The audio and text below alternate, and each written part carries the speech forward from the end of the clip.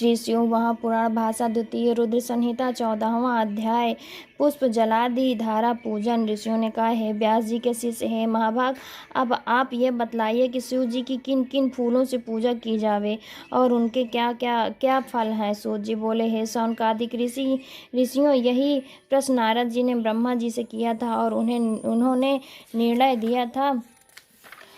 ब्रह्मा जी ने यह कहा था, कमल पत्र, बेलपत्र, शतपत्र तथा शंख पुष्प से देवता का पूजन करने से लक्ष्मी की प्राप्ति होती है। 20 कमल का एक प्रस्थ और सहस्त्र बेलपत्रों का आधा प्रस्थ होता है। 16 पल का एक प्रस्थ तथा 10 टंक का एक पल होता है। इस तौल के अनुसार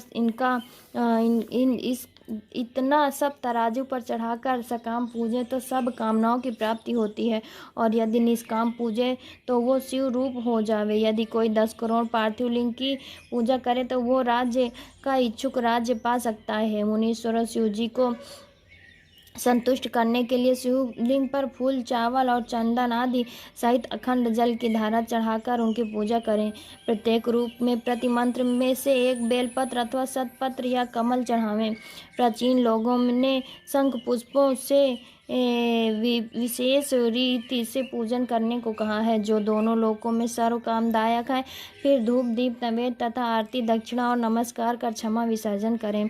इस प्रकार से संगोपांग पूजा भोग और राज्य प्रदायक है। जो अपनी प्रधानता के लिए इसकी अधूरी पूजा, आधी पूजा और इससे आधी पूजा मुक्ति के लिए अर्थात कारागार से मुक्त होने के लिए करता है। रोग से मुक्त होने के लिए 50 कमल पुष्प, कन्या की इच्छा वाला 25,000 कमल पुष्प से, विद्या के लिए इससे भी आधे से, वाणी के लिए घृत से, उच्चाटन के लिए उतने ही परिणाम से, मारण में 1 लक्ष्य से, मोहन में उससे आधे से, राजा के वशीकरण के लिए 10 लाख फूलों से पूजा करें और इतना ही जप करें। यश के लिए भी इतना ही, ज्ञान के लिए 1 करोड़ और शिव दर्शन के लिए इससे आधे से पूजन करें तथा कार्यफल की सिद्धि के लिए मृत्युंजय का जाप करें, जिसमें 5 लाख जपें तो शिव प्रसन्न हो जावे। मुक्ति चाहने वाला कुशा से शिवलिंग का पूजन करे। 1 लाख की संख्या तो सर्वत्र जाने। आयु की इच्छा 1 लाख दुर्वा से और पुत्र की इच्छा 1 लाख फूलों से, जिसकी दंडी लाल हो, लेकर शिव जी की पूजा करें और तुलसी से पूजें तो भुक्ति मुक्ति प्राप्त होवे। प्रताप के लिए आग के फूल चढ़ावें। जावा पुष्प से पूजें तो शत्रु का नाश हो, और कनेर पुष्प से पूजें तो रोग दूर हो और मनुष्य को वस्त्र संपत्ति की कमी ना हो। हर श्रृंगार के फूलों से पूजें तो सुख संपत्ति बढ़े। राई के फूलों से पूजें शत्रु की मृत्यु होवे, और यदि इसके 1 लाख फूल चढ़ा देवें तो बड़ा फल प्राप्त होता है। ऐसा कोई फूल नहीं जो शिव जी को प्रिय ना हो। चंपा और केतकी को छोड़कर सब फूल शिव जी पर चढ़ा सकते हैं। अब चावलों के चढ़ाने का प्रमाण और फल सुनो। चावलों को चढ़ाने से लक्ष्मी की वृद्धि होती है, किंतु चावल अखंडित होवें तो विधिपूर्वक भक्ति से चढ़ावें। इसकी भी 1 लाख संख्या हो तो 6 प्रस्थ या 3 प्रस्थ या 2 पल होवे।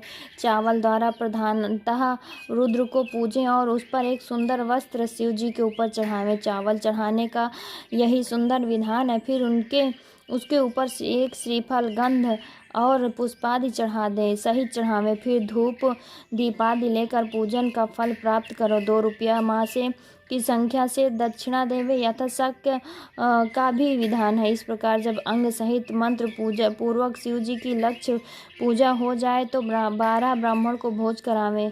यहाँ पर मंत्र की 108 विधियाँ कही गई हैं। 1 लाख पल तिल चढ़ावें तो महापाप नाश होवे। 11 पल अर्थात 64 मासा 1 लाख तिल के बराबर होता है। हित कामना के लिए पूर्वत पूजन करें और ब्राह्मणों को भोजन करावें। ऐसा करने से बड़े बड़े पातक से उत्पन्न दुखों का शीघ्र ही नाश हो जाता है। 1 लाख और 8 प्रस्थ जौ चढ़ावें तो स्वर्ग और सुख की वृद्धि होवे। इस प्रकार प्रत्येक कार्यों के लिए प्रत्येक विधि से शिव जी की पूजा करें। ज्वर, प्रलाप और शांति के लिए केवल जल की धारा मंगल देती है। इसमें शतरुद्रीय मंत्र 11, रुद्र मंत्र, रुद्र जाप, रुद्र सूक्त, खड़ांग, महामृत्युंजय और गायत्री के अंत में नमः लगाकर नामों से अथवा प्रणव से अर्थात ओम मंत्र से तथा दूसरे सशोक्त मंत्रों से जल की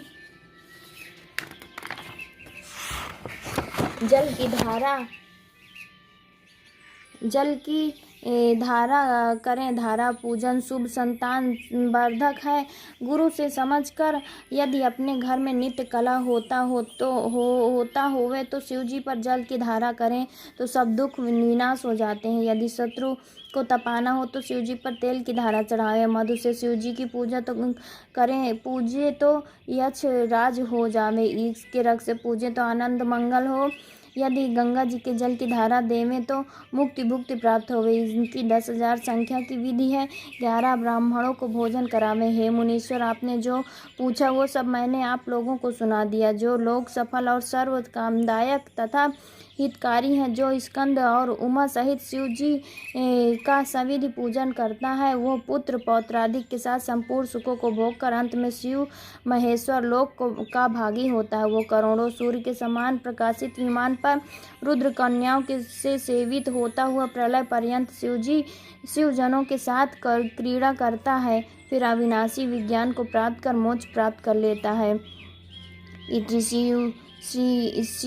इति श्री शिव महापुराण द्वितीय रुद्र संहिता का 14वां अध्याय समाप्त। भक्तजनों, हर हर महादेव, हर हर महादेव।